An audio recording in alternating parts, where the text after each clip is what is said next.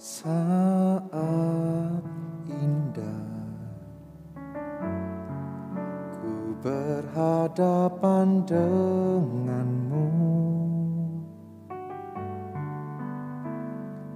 memandang wajahmu, Yesus kekasih jiwaku.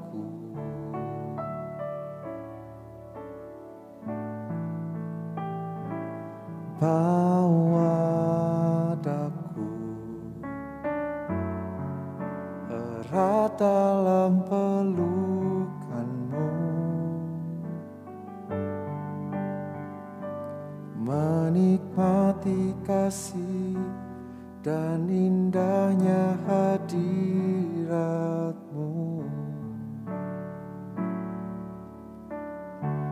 Hadiratmu Tuhan, ku rasakan kekudusan-Mu Bapa, penuhiku.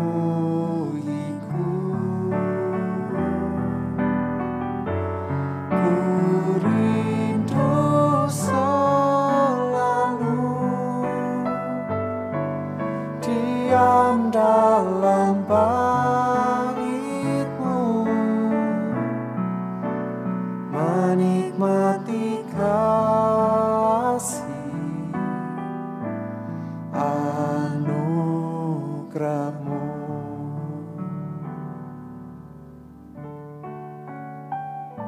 Saat indah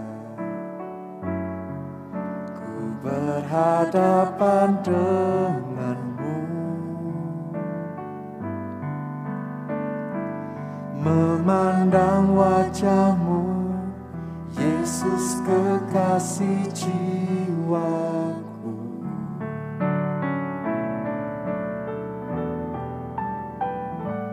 Bawa daku erat dalam pelukan-Mu, menikmati kasih dan indahnya hadirat-Mu.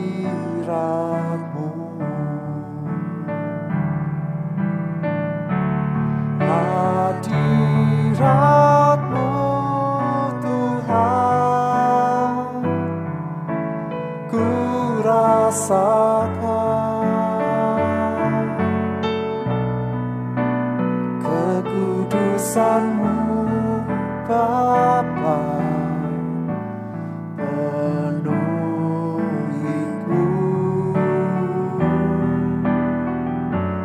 Ku rindu selalu diam dalam bait-Mu, menikmati kasih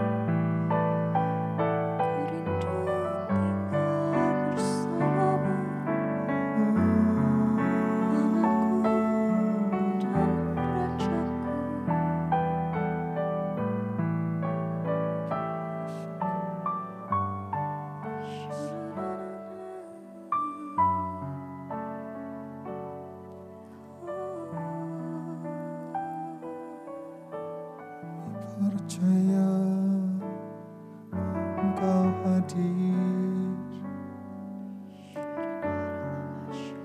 Engkau ada,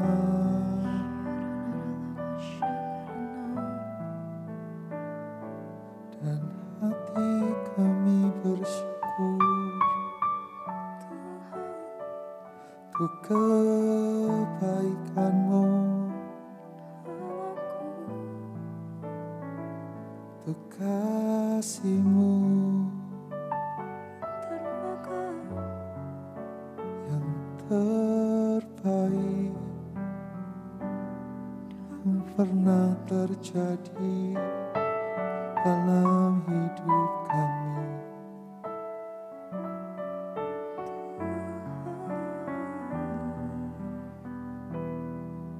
Kami nikmati kasih-Mu setiap hari, selalu baru.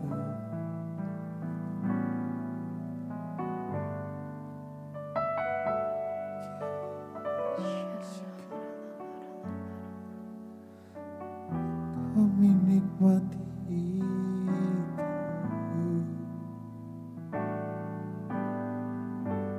Kami nikmati hadirat-Mu.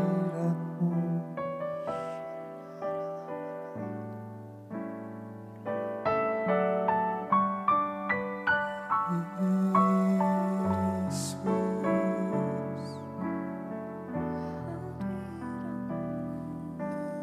itu yang kami mau.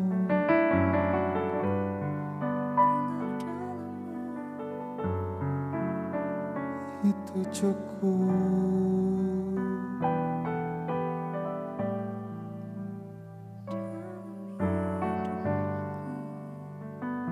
Jesus,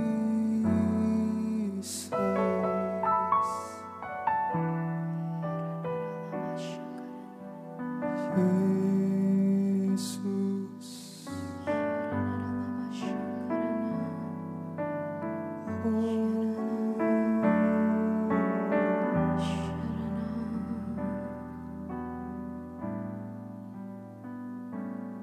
kami nikmati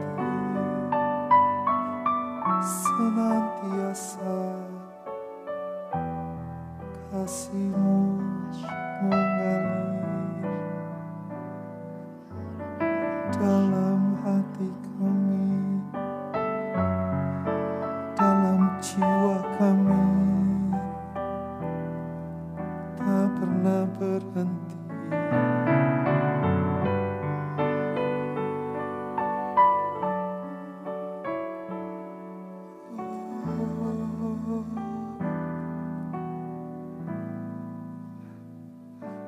Jesus,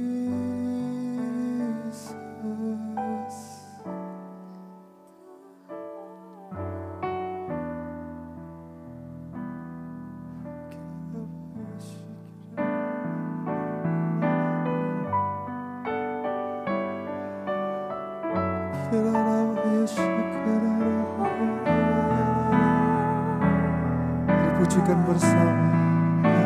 Hadirat-Mu Tuhan, ku rasakan kekudusan-Mu Bapa, penuhiku.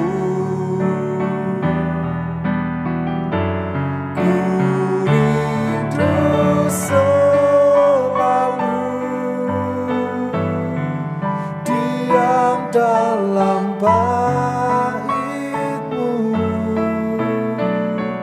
menikmati kasih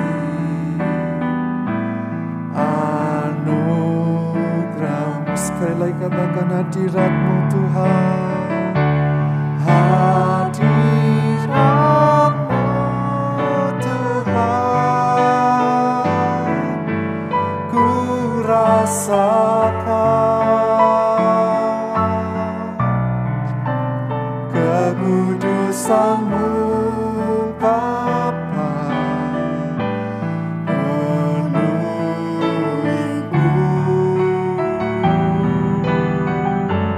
Ku rindu selalu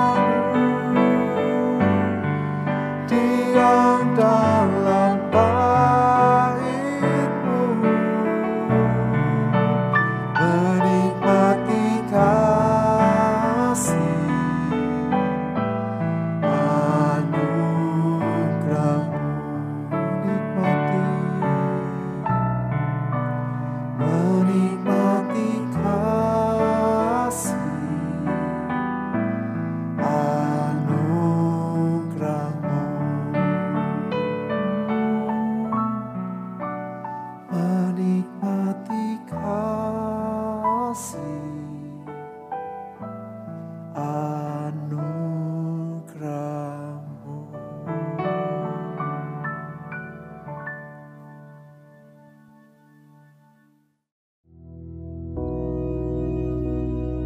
Bapa kami yang di surga, dikuduskanlah nama-Mu, datanglah kerajaan-Mu, jadilah kehendak-Mu di bumi seperti di surga.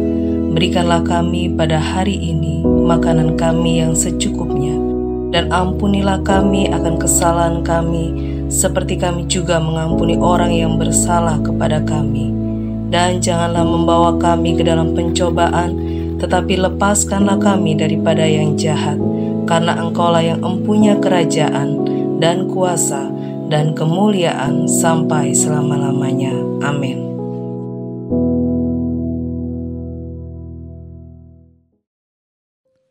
Puji nama Tuhan, haleluya. Senantiasa kita harus ingat bahwa Allah yang kita kenal dan kita sembah dalam nama Yesus adalah Allah yang ajaib. Allah sumber mujizat, Allah penyelamat, penolong dengan segala macam cara apapun. Oleh karena itu, kita sebagai anak-anaknya, kita tidak perlu khawatir akan apapun, karena kita punya seorang Bapa yang baik, yang memperhatikan, memelihara, menyayangi kita. Dan Dia sanggup melakukan hal-hal yang sebetulnya sulit untuk bisa diterima oleh akal. Tetapi memang kita harus menyadari bahwa akal pikiran kita cuma segini ini aja. Ada batasnya.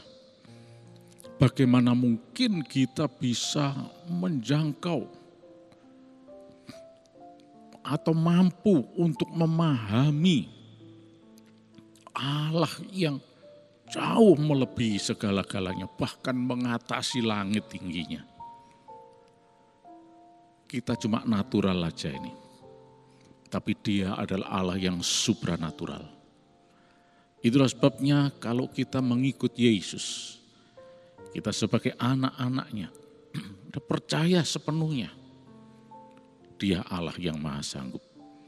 Nah, pagi ini saya akan mengajak saudara melihat sebuah kisah yang sebetulnya ini sesuatu yang impossible, mustahil, tidak mungkin. Tapi mari kita baca dulu, kita lihat ya. Mari kita lihat bersama-sama di dalam 2 Raja-Raja pasal yang keempat. Kita baca mulai ayat yang pertama.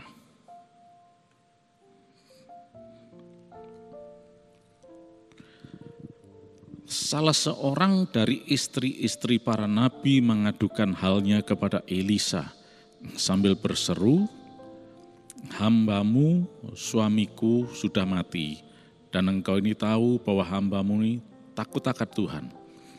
Tapi sekarang penagih utang sudah datang untuk mengambil kedua orang anakku menjadi budaknya."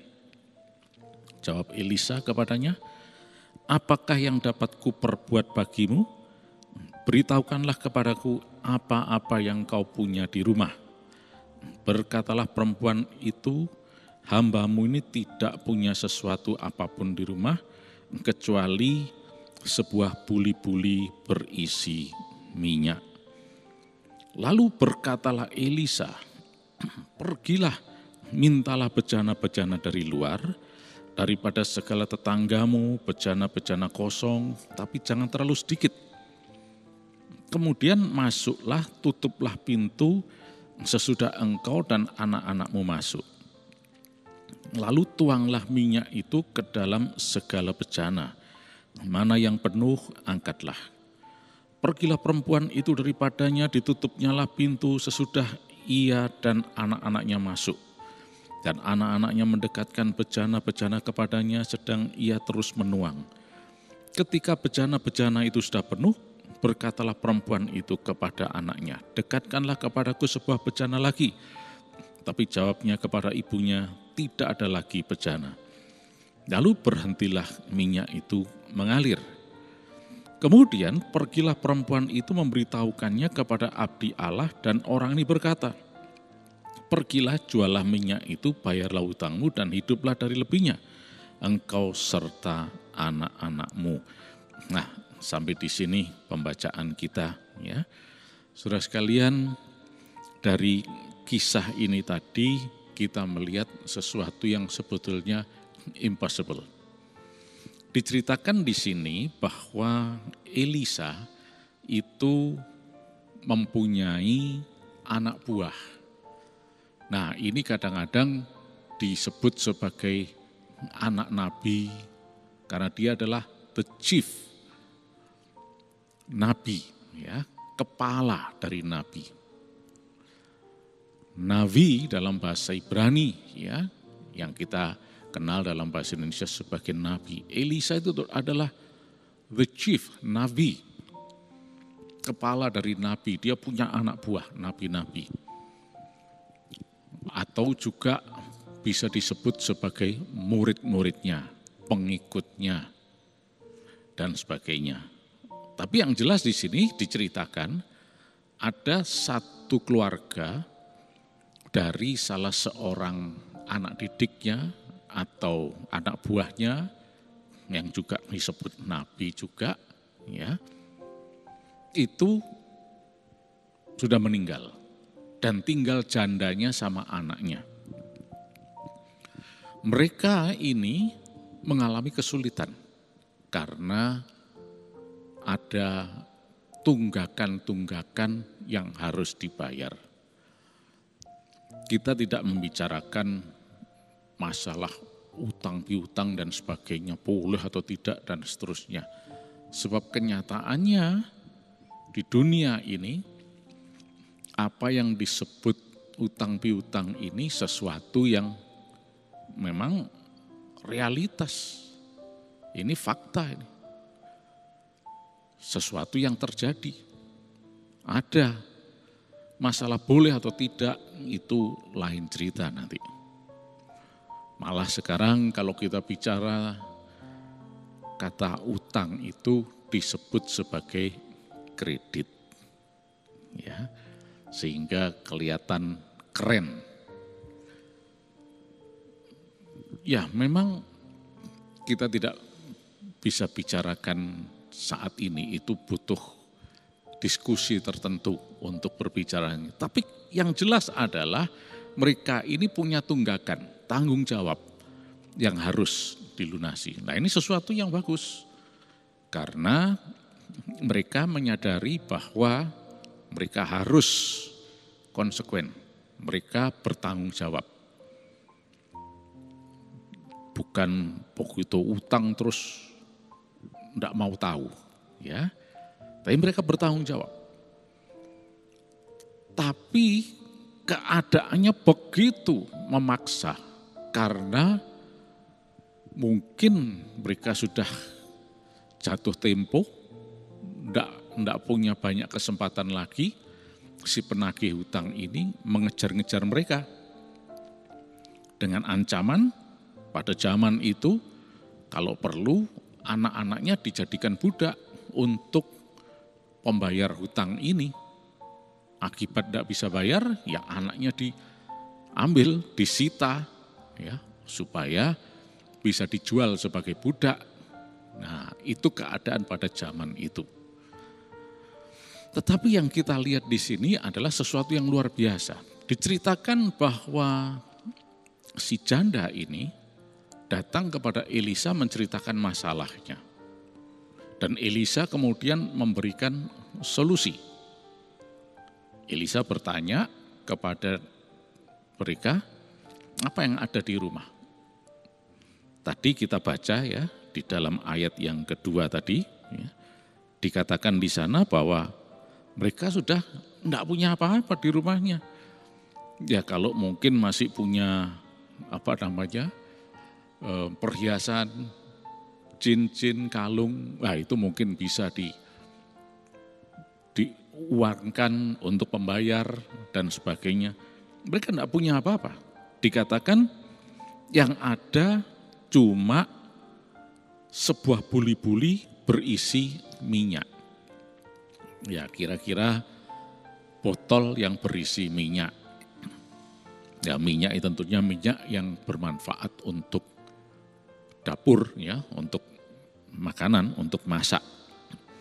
Elia kemudian memerintahkan supaya dari apa yang ada itu nanti, itu bisa dimanfaatkan. Oleh karena itu, mereka harus mengumpulkan bejana-bejana. Dan mereka mungkin mengatakan, loh saya di rumah bejana aja nggak ada, pinjam dari tetangga-tetangga, nggak lama. Dan kalau sudah masuk, tutup pintu, tuangkan itu.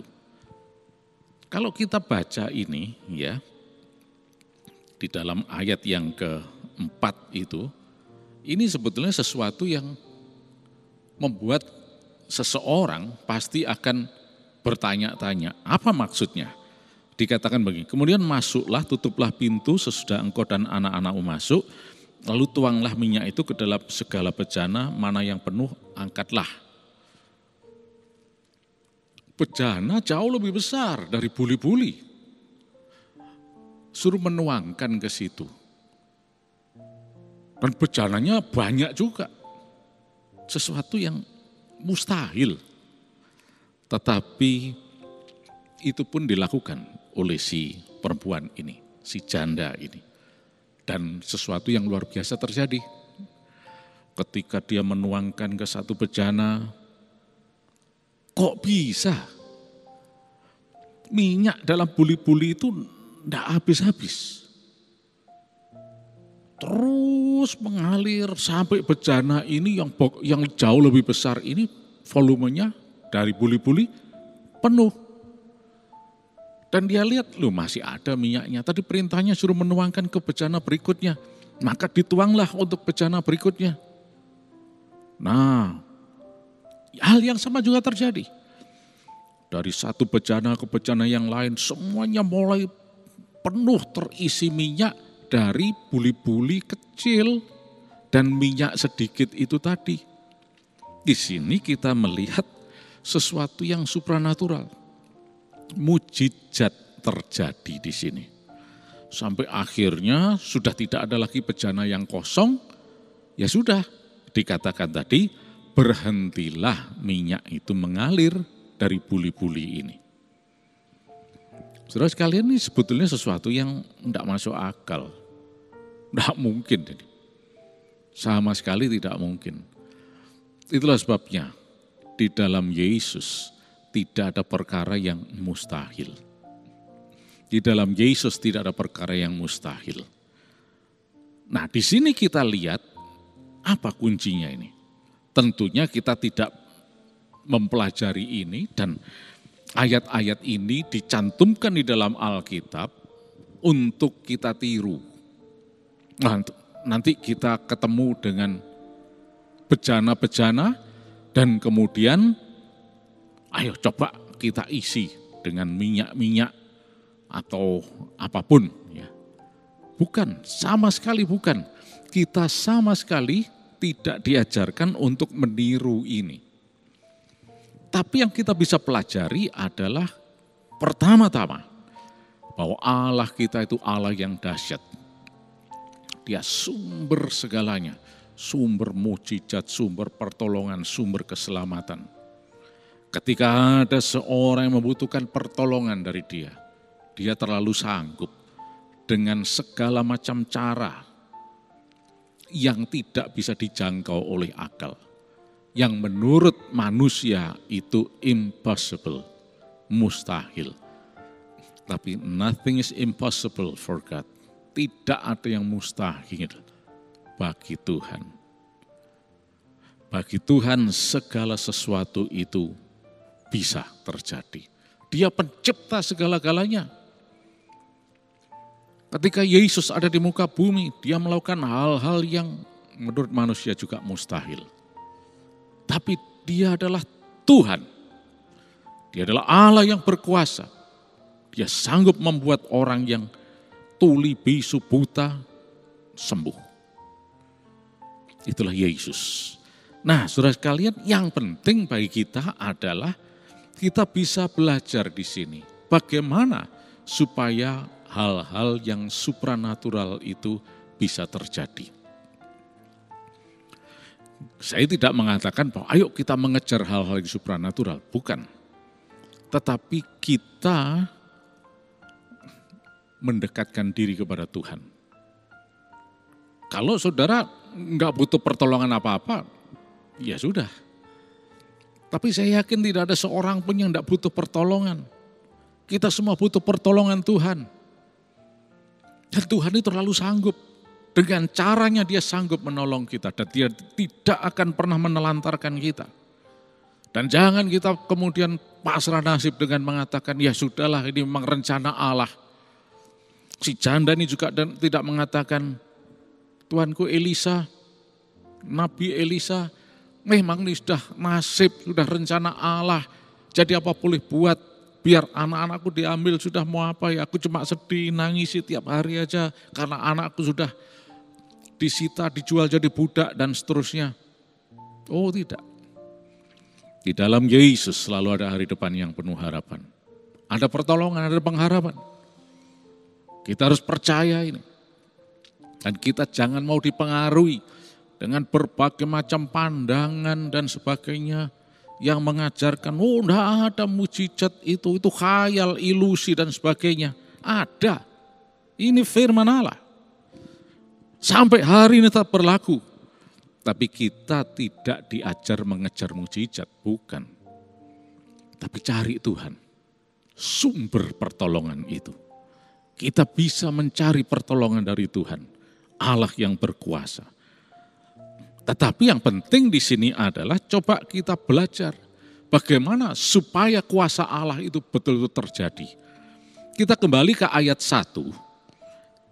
Dikatakan di sana bagaimana si janda ini mendatangi Elisa. Nah, ini jalur yang benar. Dan dia mengatakan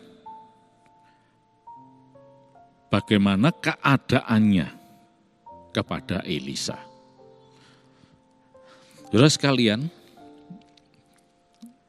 Tuhan siap untuk menolong orang yang mau datang kepada dia.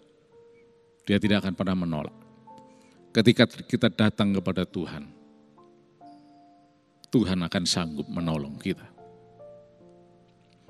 Kita tidak diajarkan untuk cari nabi, cari manusia. Ya, secara struktural janda ini datang kepada pimpinannya dong. Menceritakan bagaimana kondisi seperti ini. Nah, demikian juga kita punya penolong yang besar, yang ajaib, Yesus Kristus datang kepada dia. Maka dia akan sanggup untuk menolong kita.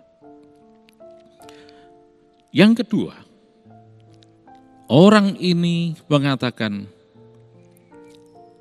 engkau tahu bahwa hambamu ini takut akan Allah. Nah, ini yang penting. Mau datang kepada Tuhan dan mempunyai rekor yang benar, kehidupan yang benar di hadapan Tuhan. kalau kita hidup tidak benar di hadapan Tuhan, ya kita tidak bisa bilang apa-apa. Tetapi mujizat ini terjadi pada orang yang hidup takut akan Tuhan. Mungkin sudah mengatakan, saya sudah hidup takut akan Tuhan. Nah, siap-siap untuk melihat mujizat pertolongan Allah terjadi dalam hidup saudara. Di tengah-tengah pandemi seperti ini, semua orang ketakutan dengan adanya serangan virus yang menyebabkan sakit, penyakit, dan sebagainya. Tapi kalau kita hidup takut akan Allah, enggak perlu khawatir, enggak perlu takut. Ada Allah yang berkuasa. Dia terlalu sanggup untuk melakukan. Dia bisa menghalau virus-virus itu dari sekeliling kita ini. Sehingga kita sehat dalam nama Yesus. Oleh karena itu saudara sekalian, takut akan Allah ini sesuatu yang penting.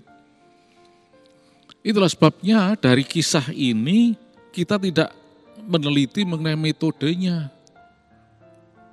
Entah itu metode dengan bejana dan minyak dan sebagainya. Macam-macam, mungkin saja kalau zaman sekarang ini model beras, ya. Wah, tinggal beras sedikit di tempat penyimpanan beras. Wah, saya akan kumpulkan tempat-tempat yang lebih besar, saya tuangkan beras itu, niru seperti ini. Bukan begitu caranya. Datang kepada Tuhan. Tuhan sanggup melakukan apa yang tidak pernah terbayangkan. Ketika Elisa memberikan informasi dan instruksi kepada si perempuan ini sebetulnya juga ragu-ragu sebetulnya sebagai manusia. Kok aneh ini, seperti ini caranya.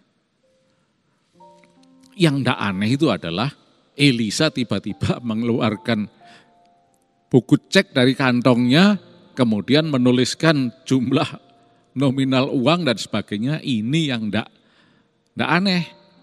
Tapi yang aneh, Elisa menyuruh melakukan hal seperti itu. Menuangkan minyak dari buli-buli yang kecil untuk sebuah bejana yang besar. Ini kan tidak mungkin. Volumenya aja tidak sebanding. Tapi mujizat terjadi. Saudara sekalian, mujizat terjadi sampai hari ini. Kuasa Allah tetap terjadi sampai hari ini. Tetap percaya kepada Yesus. Kuasa Tuhan terjadi. Saudara yang sedang dalam kondisi kurang baik, saudara butuh pertolongan Tuhan, Yesus sanggup menolong saudara. Tidak ada perkara yang mustahil. Mujizat tetap terjadi sampai hari ini. Kalau ada yang tidak percaya mujizat, terserah. Tapi kita percaya mujizat. Karena firman Allah tidak pernah gagal. Yesus saudara dan saya hidup dan berkuasa. Terima kasih Tuhan. Di dalam nama Yesus Kristus, mujizat-mujizat terjadi Tuhan. Pertolongan Allah nyata dalam kehidupan kami semua. Sepanjang hari ini kami akan melihat mujizat-Mu dinyatakan. Kuasa-Mu terjadi Tuhan. Dan berkat-Mu dilimpahkan Tuhan. Kuasa darah Yesus melindungi kami semua. Sehingga kami sehat Tuhan. Tidak ada baik virus atau patogen apapun yang bisa menyentuh kami. Terima kasih Tuhan. Di dalam nama Tuhan Yesus Kristus. Haleluya. Amin.